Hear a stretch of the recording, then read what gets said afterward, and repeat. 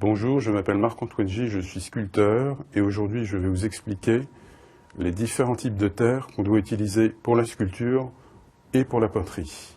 Alors pour la sculpture, on va utiliser plutôt de la terre chamottée parce que cette terre contient des morceaux d'argile cuite qui permettent de diminuer le retrait au séchage et à la cuisson.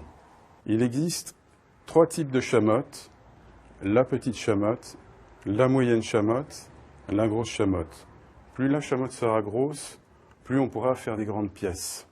La terre chamottée a deux avantages. Elle permet d'une part de travailler plus en masse et d'autre part, elle a une meilleure tenue.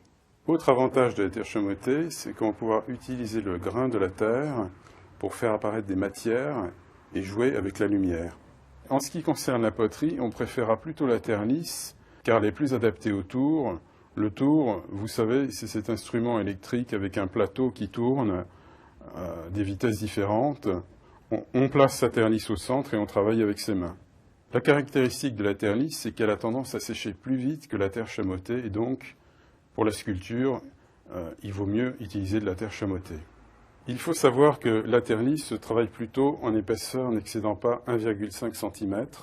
De plus, pensez à faire sécher votre pièce au moins 3 semaines, 1 mois avant la cuisson. Sinon, le contenu dans la pièce provoque de la vapeur et pourrait provoquer l'éclatement.